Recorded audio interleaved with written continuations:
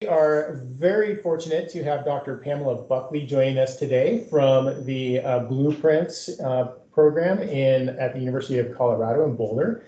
You'll be learning a lot about blueprints throughout this course, and I thought who better to talk with today than the new PI of the blueprints. We're going to be talking, like I said, talking a lot about blueprints today. But before we started with that, I'd like to ask Dr. Buckley, can you tell me a little bit about yourself and your professional background and what your favorite things about prevention science are? Nice to meet you all virtually. And I'm excited to be talking to you all today. And this course sounds fantastic. Your professor is kind of giving me an overview, so I'm excited to be a part of the series.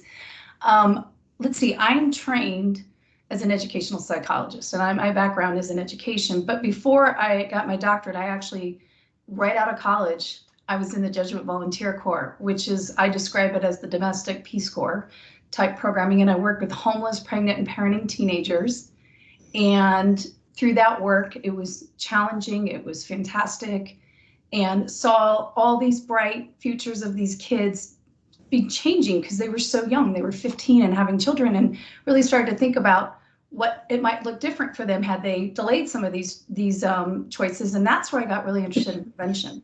And after that, I worked with a series of nonprofit organizations doing prevention work, and then decided to go back and get my doctorate because I really liked teaching and training. And as an educational psychologist, initially I was thinking education is a great tool for prevention.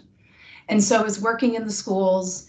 I had all this clinical training around assessment, curriculum development. I was working in diverse communities, communities that were highly impacted, but also had these wonderful youth and families, and really got frustrated with the schools because I saw children needing services.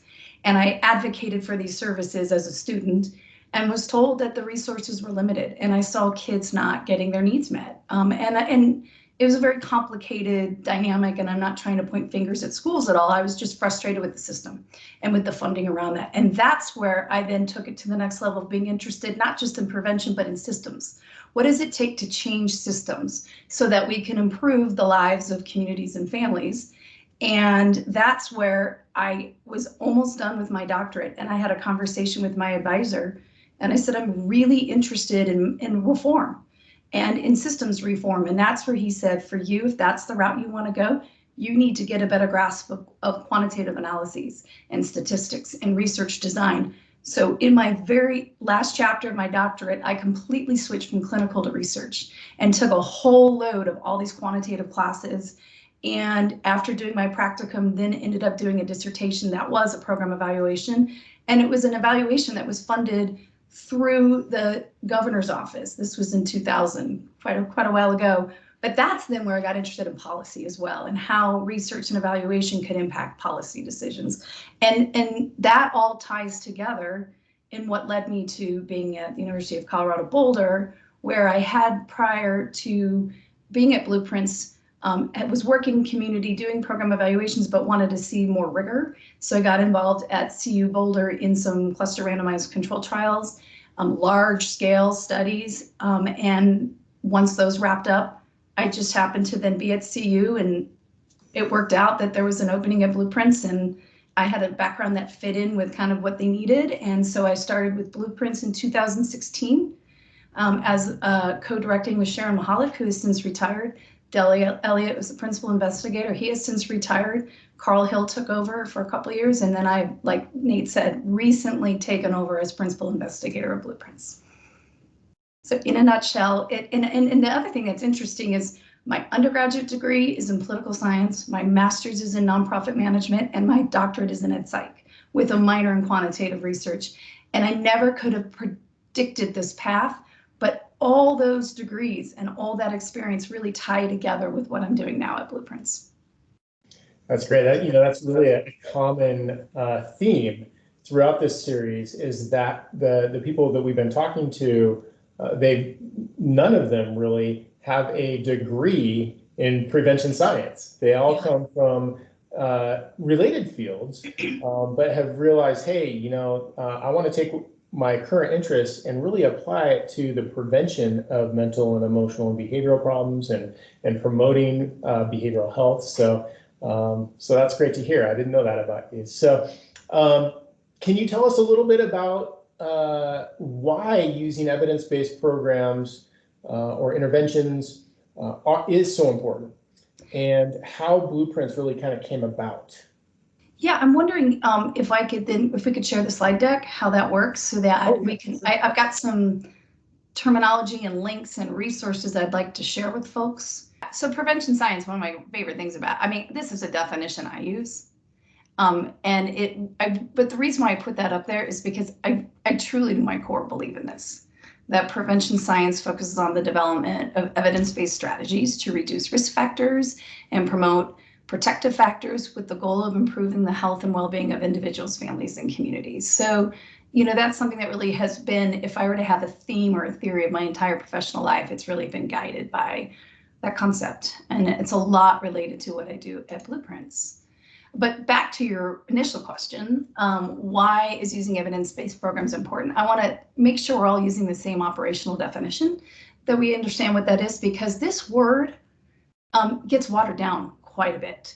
And so the definition that I use in my work is an evidence-based program relates to programs that have been rigorously tested in controlled settings, proven effective, and this is an important part too, translated into practical models that are widely available to community-based organizations. It's those three components that is an important definition to consider. And then the other piece being, and this is where my Blueprints hat I wear, is that these programs have to be evaluated and subject to critical, and I can't emphasize the critical part, peer review by experts in the field who can review those methods and see if they agree with the results, and by experts that aren't even involved in the development of the program. They have no skin in the game. They're really there to promote the science. So that's the definition that I'm going to use in my talk today.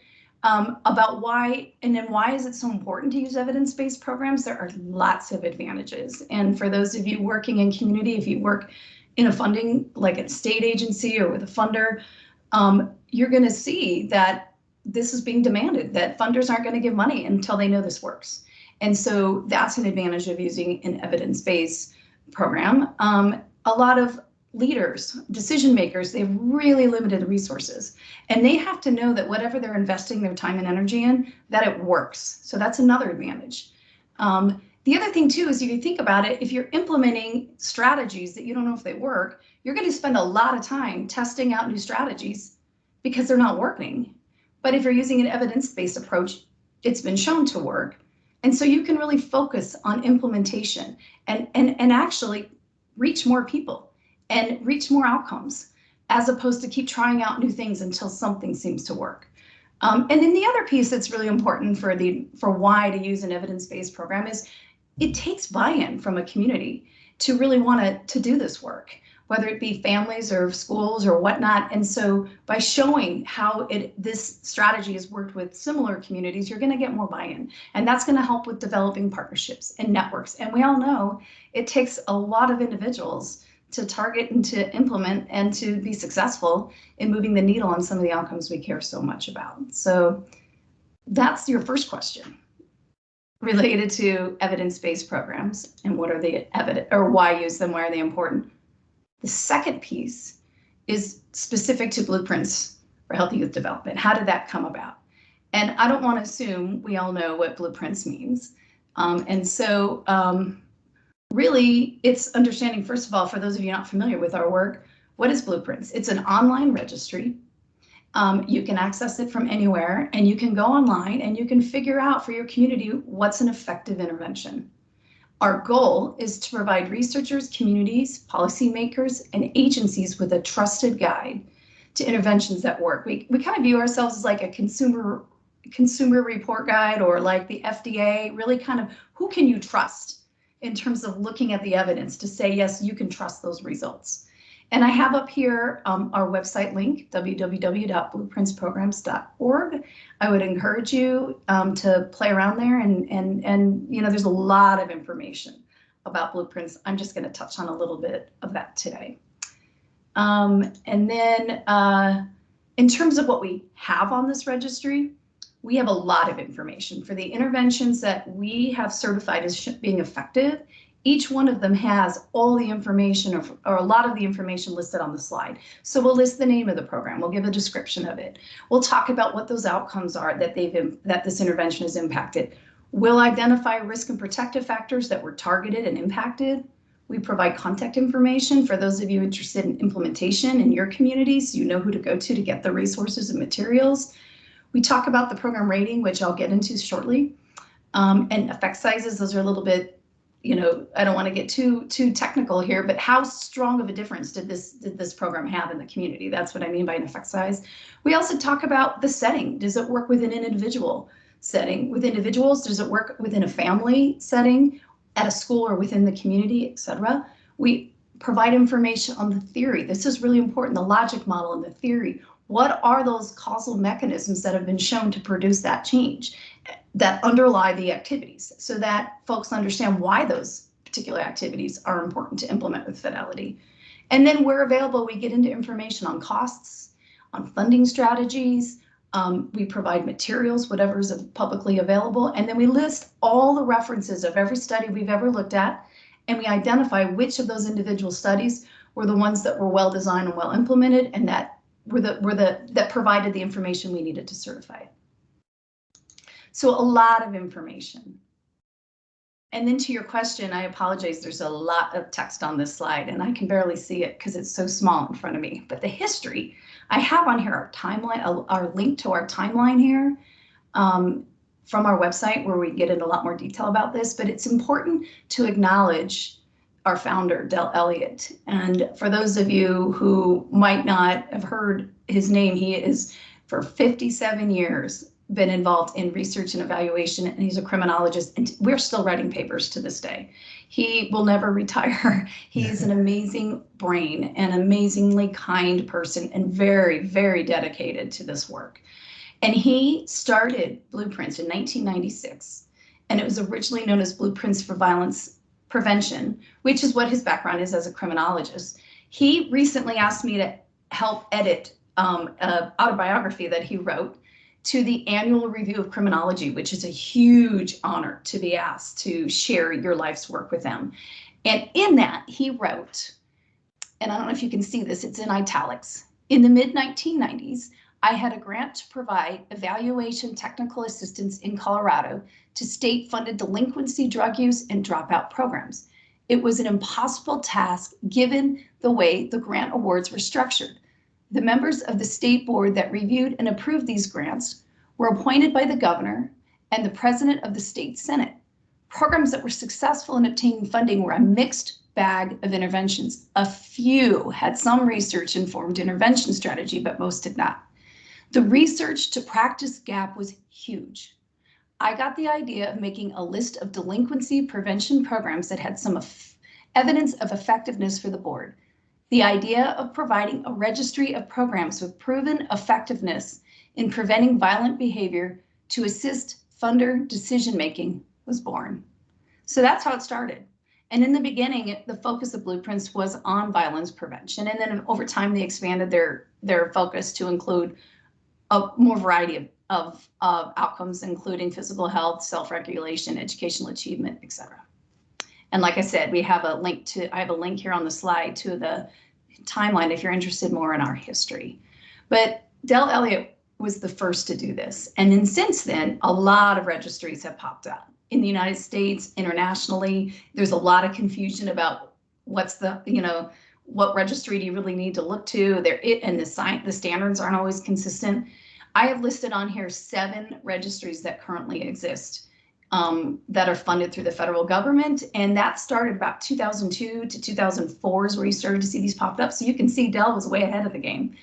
And the model for these federal registries is they tend to be funded by one particular funding agency or department within the federal government.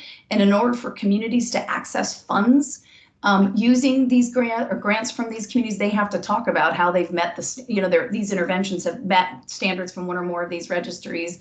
Or if you're applying for a grant to evaluate an intervention, you have to talk about what standards within whatever registry you've met, depending on the funding source you're going after.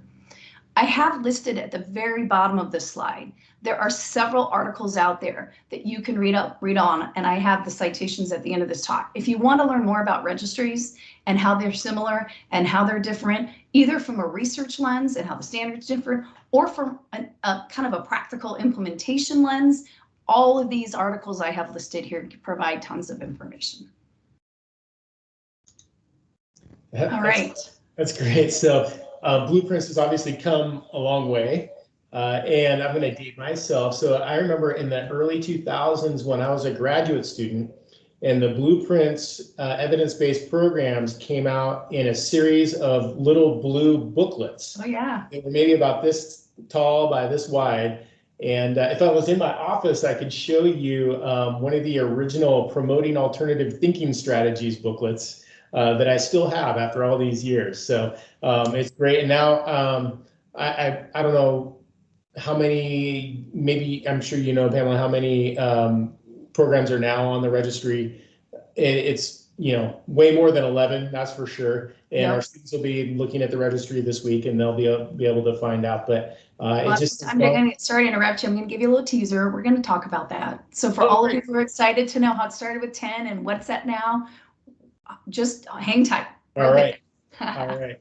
Sounds good. So yeah, I guess the next question in the sequence is really, as we can see, is, you know, what is the process for getting a program from kind of the early development stages onto the Blueprints registry?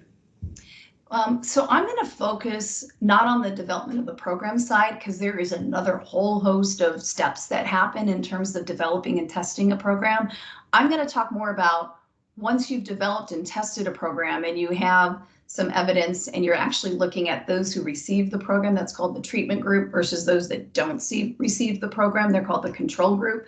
Those are the kinds of studies that we focus on at Blueprints. So I want to emphasize how important it is all the phases of research that lead up to developing a program to get you to where you're ready to do a treatment and control group study design, but that's not the focus of Blueprints. So in terms of how do you become a Blueprint certified intervention, you have to have some studies where you have these groups of individuals who get your program and those who don't, and what do the results look like? And you're hoping those who get your program do better than those who don't. And so the way it works for Blueprints is we spend a lot of time scanning the literature, scanning websites. We are constantly looking for a report. We also have individuals send us reports because they want us to look at it. So the first thing that happens is a report says a program works. And by that, I mean, compared to those who don't have it, those who do show better outcomes. And then the first thing that happens is the report undergoes an internal review by Blueprints experts and staff. And they might get excluded at that point. So I'm involved in that process. And we work in dyads. People have PhDs, they have statistics backgrounds, research backgrounds. And that's where the consumer report guide comes in, or the FDA process. We're really looking at those methods and those stats. Can you trust what this report says? And the majority of the interventions we looked at, they get excluded at this first phase, looking at the internal Blueprints review. But those that we see have some promise of strong evidence, we then pass on to our advisory board. And the advisory board is made up of individuals, there's 9 of them, very well known in terms of content expertise, some in prevention science, some in criminology, some in education. The content varies. All of them also have a common understanding of not only the Blueprint standards, but statistics and research design. And they're the ones that make that final decision about if it gets certified or not. And they may exclude it at that phase, or if they certify it, it gets brought into this last box where it says program certified. And according to when we last put the slide together, about 7% of all of the studies we look at, which I'm going to get into the numbers in a minute, actually get it this far. And that just tells you it's not easy to do this. Those scientific standards are high, but we want communities to invest in interventions that we know work. And the only way we can stand by that is to make sure that there's really strong evidence. And below that, I have an arrow to our three. These are our three kind of seals or symbols that are known for blueprints. You'll see these on websites. You'll see them kind of in community. And we've got what's called a promising versus model plus rating. And I'm going to get into that in a bit, but that talks about different levels of research evidence. And I have in here another URL if you want to check out our review process. We have all that as part of our website. So then in terms of the research evidence continuum, our rating scale. So Nate talked about the 10 programs that exist, and I have those as well. These are the 10. So when Dell Elliott was working with the state of Colorado and they were like, we want to give these grants out, but we need to know what works. He did a lot of research with a group of individuals that kind of vetted the science and came up with 10 programs. And that's where we started in 1996 with 10 programs on our site. And over time, that has grown to date around 1,500. These are programs, and within each program, you can have anywhere from 1 to 40 studies or reports. So these are 1,500 that have been reviewed and only 99 certified. So that's back to the last slide where I said about 7%. Not a lot. 6 of these are Model Plus programs, 12 are model programs, and 81 of them, most of them are promising. And what do I mean by that? In a nutshell, it has to do with the level of evidence. So promising means there's moderate research evidence. You've had one strong study design with a treatment and control group that shows a post-test effect. That's in the right direction. That's promising, but it hasn't been replicated. And we really need to know and test this more. Versus the next level or the model programs where we've got 12 of those, and that's considered strong research evidence. So not only do you have a well-done study, but you actually have 2 of them. And so there's what we call replication, different samples and 2 different studies, but both of them rigorous. And at least one of those studies, after the program ends, those findings are showing up still up to a year later. That's what we mean by sustained effect. So that's the difference between promising and model. And then you go from model to model plus, and model plus are both very similar. The difference between the two is the model plus evaluations have been conducted by people independent of the development of the program. So they have no skin in the game. They have no money to make off this. And I'm not suggesting that developers are doing this to make money. It's just they are completely agnostic into whether this works or not. And so it's been independently tested, replicated with sustained effects. And that's that model plus. And it's only these model and model plus interventions, if you have those seals, that Blueprints is recommending as ready for scale. And that gets back into when I first introduced myself and talked about where I'm really interested in systems approach and systems changes. It's these model and model plus programs that we're suggesting have the potential to have that kind of impact. Back to you. That's great. No, that's great. Yeah, it just shows you how rigorous the standards are for programs to be listed on the registry, and then let alone be considered a model plus program or model program. And our students are going to be learning about the type 2 translational work and scalability and what all that means in a couple of weeks. And so this is a nice little primer for that too. Okay, so yeah, so what does the process look like in selecting the evidence-based programs from the registry, and how does that work? So who do they get in contact with? Do you all get in contact with them? How does that all function? So I want to differentiate selecting a program versus nominating a program. Those are 2 different processes. To select a program, the whole point of this registry is it's online. It's interactive. You don't need us. You just can go online. You have our URL. I've given it to you a couple times now, or Google Blueprints for Healthy Youth Development, and it'll pop up. But we have a homepage that talks about where to find programs. And when you get to that page on finding programs, you'll see an interactive search that enables you to search on multiple criteria. It could be certain outcomes you're interested in. It could be a target population you're interested in. I want a school-based intervention. I want something that works more in the community, et cetera. Could be certain risk and protective factors that you're looking to enhance. So depending on whatever your search criteria is, you can plug that into our website and then it'll do a search and generate a list of interventions. And then those interventions provide that information I described earlier, those fact sheets in terms of descriptions and costs, et cetera. And so, that's one way to go about searching. And then you can actually export the data into an Excel file, and you can sort, and you can share, you can email, or you can, I think we even have it with some of these searches with the name of the program, that if you find one that you really like, you can actually save it to a PDF, and you can email it off to a colleague or someone who might be interested in learning more. And there is a lot of information on our website, and we actually upgraded in the last couple of years to be more mobile friendly and just to enhance some of our features. So we did a webinar on how to navigate our system. It's 5 minutes, and I have the link up here on the slide in terms of where to find it. But if you're really interested in how to be, really fully take advantage of all the information we have on our website, I would suggest you just spend 5 minutes looking at that webinar. And then if you have questions, who do you contact? You can send inquiries to our email address, which is blueprints@colorado.edu. We've got staff that monitor that, and we are always answering questions. So that's how to find a program. That's totally separate for how to nominate a program. So if you find an intervention that you think shows promise and it's got a study on it, it's got a treatment and control group study design, you can nominate it. And there's a place on our website where it tells you the process of how to do it for us to do a blueprints review. But again, you can just send that report to this same email address, blueprints@colorado.edu. Great, thank you. Okay, so another really important topic in prevention science practice is that oftentimes practitioners would like to implement an evidence-based program, but that there might be a need to adapt a program, or a perceived need to adapt a program to fit a community's specific needs or circumstances. How does that look like? Is it ever okay to adapt an evidence-based intervention where the research says, hey, this program as is evidence-based, but may not be evidence-based for any kind of tweaks or changes?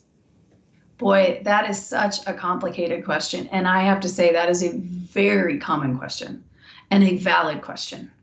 And really what it boils down to is, for whom did the interventions developed in our field work, and for whom do they not work? Because this is not a one-size-fits-all project, or approach. And there's a lot of thinking to do in terms of, I don't have a clear-cut answer for you, but I have some research for you to consider and some kind of different models for you to consider or think about when it comes to how do you implement it so it has relevance and meaning to your community. So we have many interventions on blueprints and other registries that were developed and tested in one population, but now they would like to be implemented with other populations. This is very common. And the question that you posed is, should we assume that the intervention will not work without adaptation? Or should it be implemented exactly as designed in the new community with high fidelity? And the other piece being, can interventions be transported cross-culturally? So there's different schools of thought about whether you can or should do this. One view is that preventive interventions are effective in new cultural contexts only if there's extensive multi-stage adaptation processes, or if there is limited cultural distance, meaning there's not a ton of differences between those populations. That's one school of thought. However, there have been meta-analyses conducted, and for those of you who aren't as familiar with research design, a meta-analysis you might have one study that does a treatment control group evaluating a program, and a different study. So maybe you have up to 10, maybe you have up to 20 studies, and a meta-analysis summarizes across all those studies, does it work and for whom does it work? And there have been meta-analyses of cross-country transportability of interventions that don't support this prior school of thought. Let me give you an example. So Frances Gardner is actually on the Blueprints Advisory Board.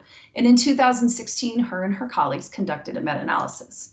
And in this meta-analysis, they examined 17 studies, individual studies, that had transported 4 parenting interventions.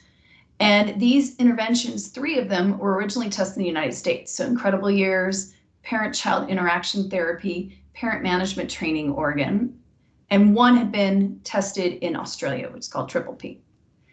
And these interventions, the studies that they looked at, those different parenting interventions had been implemented in countries around the world. And I have on this slide the different countries. They're very different. Canada, Iceland, Iran, Ireland, Sweden, Holland, Puerto Rico, Norway, Hong Kong, the United Kingdom. And what did they find? In this meta-analysis for these parenting interventions, they found there was no difference. And so they concluded that there were no difference in effects by country level policy or resource factors. Contrary to common belief, parenting interventions appear to be at least as effective when transported into countries that are more different culturally and in service provision than those in which they were developed. Extensive adaptation did not appear necessary for successful transportation. So that's one, again, a different school of thought and some research to back it. However, I've worked in schools. Teachers adapt. It's going to happen, you know, and so there are other schools of thought and models out there to consider when it comes to what might adaptation look like. Kenneth Pike is a linguistics professor. He studied a lot around cultural anthropology and cross-cultural social sciences, and he developed 2 different approaches when you think about adaptation. One is called the emic approach, and that is behavior has to be understood in the context of the culture in which it occurs, versus the etic approach, in which cultural differences in a behavior can be considered as variations on a common theme. Okay, so that's kind of heady, and it helps me to have examples. So I've got a couple examples for you as it relates to blueprints. So on our registry, we have emic examples. The Strong African American program was developed by Jean Brody and Velma McBride Murray. Velma's on our advisory board as well. And it's a blueprint certified promising program for African American parents and their early adolescent children designed to reduce adolescent substance abuse, conduct problems, and sexual involvement. So that's an emic example. Another emic example is Familias Unidas, developed by Willie Prado. And that is a blueprint certified promising multi-level family-based intervention designed to prevent substance use and sexual risk behavior in Hispanic adolescents. What do we mean then by an etic example? Also on the Blueprints Registry is a promising program called Promoting First Relationships. And it is for workers in home visiting and early care and education settings designed to promote healthy relationships between caregivers and young children from birth to age 3. Monica Oxford is one of the developers of Promoting First Relationships. And she conducted a study published in 2016 in which Promoting First Relationships was validated on a sample of families with an open child welfare case, and 77% of the parents were white. And then the intervention was tested with American Indian families living on a rural reservation. The authors adapted the program to increase cultural relevance based on focus groups with community members and hired members of the tribal community to assist with implementation. And they had 5 main adaptations. Number 1, a unique name for the program. Number 2, a study logo by a native artist. Number 3, longer home visits to include more time for conversation. Number 4, a small gift for the child at research visits. And number 5, a handout about caregiver-child transitions and separations. And then they conducted what we call an experimental study, which is a randomized controlled trial, which is considered the gold standard in research design. In 2020, Booth LaForce headed a study where they conducted an experimental study and found this adapted version of Promoting First Relationship had improved child caregiver incomes or outcomes for families in the treatment group compared to families in the control group who didn't receive the intervention. So again, that's an example of what were considered appropriate adaptations where they didn't change the causal mechanisms of that intervention, but they made it more culturally relevant and they were able to achieve positive outcomes. So again, going back to for whom do interventions developed in our field work or not work, at this point, both emic and etic strategies are needed. Thoughtful and deliberate alteration to the delivery of an intervention to improve its fit in a given context, i.e. adaptation, can lead to improved engagement, acceptability, and outcomes.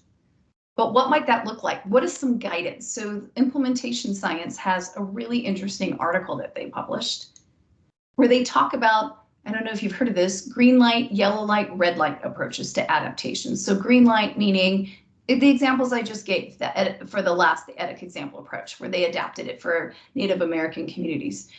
None of it changed the causal mechanism, but it made it more culturally relevant. So it was adopted easier by the community and achieved positive outcomes.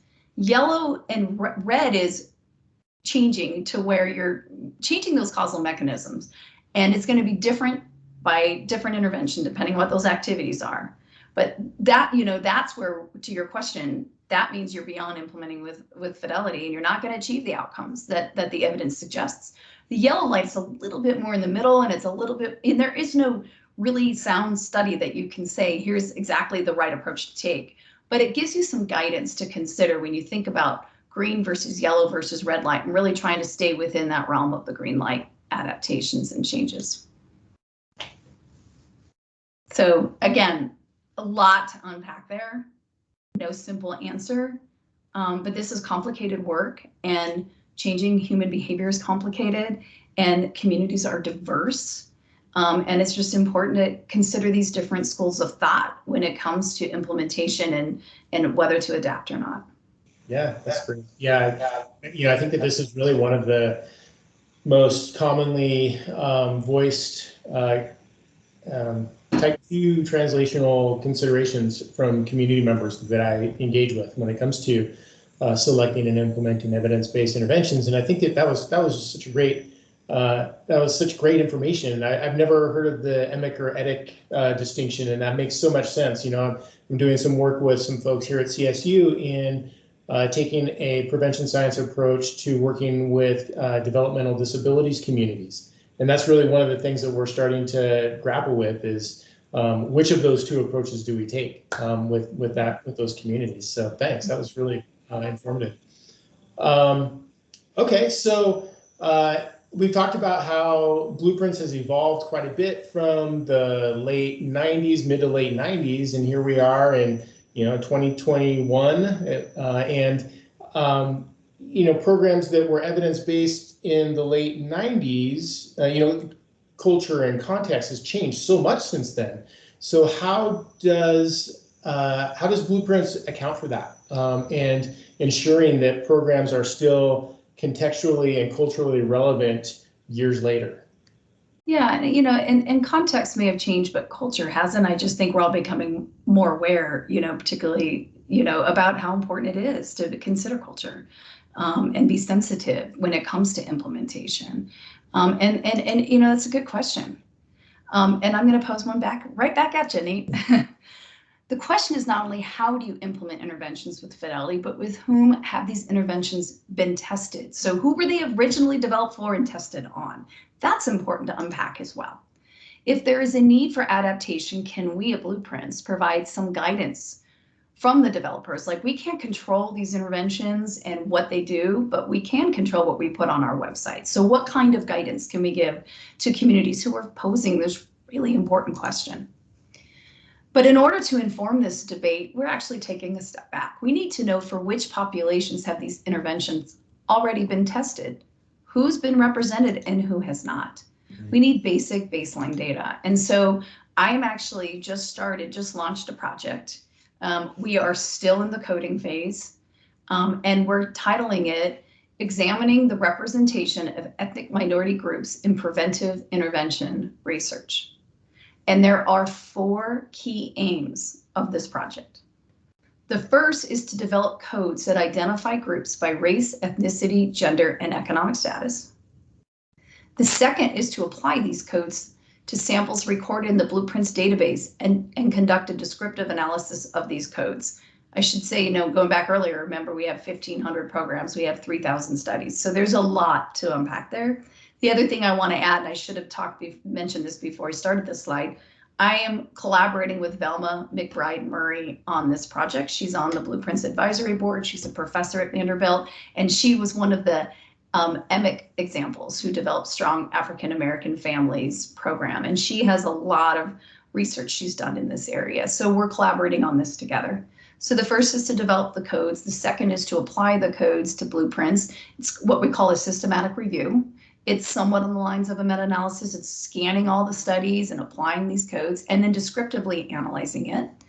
And in doing that, we're going to be looking at the findings and looking at patterns, but conducting some literature reviews because we want to identify additional considerations of importance to inform and guide preventive intervention research, such as cultural adaptation, competence, modification, and responsiveness. So this project is baseline data. It's going to lead to a whole host of questions, but then provide some guidance for those not only in the business of developing and implementing programs, but evaluating them as well.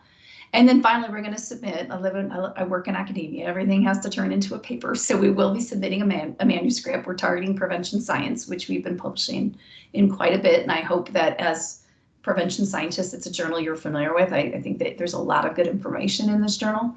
And it will examine the representation of ethnic minority groups overall, and then by subgroups. So we're going to look at it by things like geographic location of the study. So is there a difference between rural communities versus urban communities?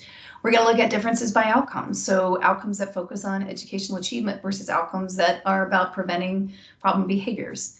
Target age. Are we seeing representation across all ages, or are they focused more on the younger versus the older? So those are some of the subgroup analyses we'll be doing.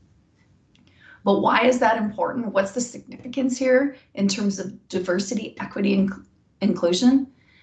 Establishing the internal validity of interventions is the dominant focus across most clearinghouses. And that's getting into when I talk about promising versus model plus and the research design and the statistics. That's what we mean by internal validity. And we have a standard around that called evaluation quality. And that's what these registries are really known for.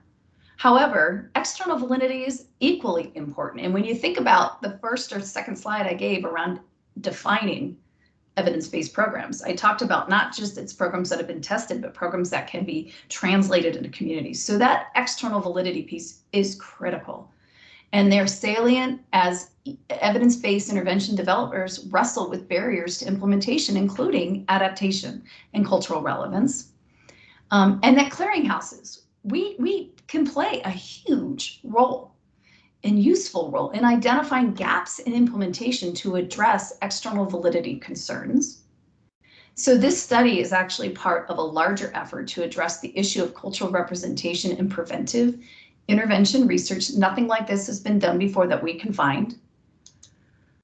And just to kind of, in terms of what it means for blueprints specifically, I didn't get too much into this earlier, but we actually have 4 standards. The first is intervention specificity.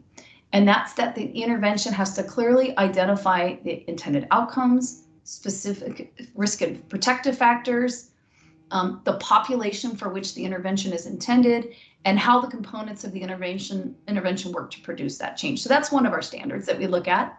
Another is evaluation quality. And I have a citation here that talks about, if you want to learn more about that, you can read this article.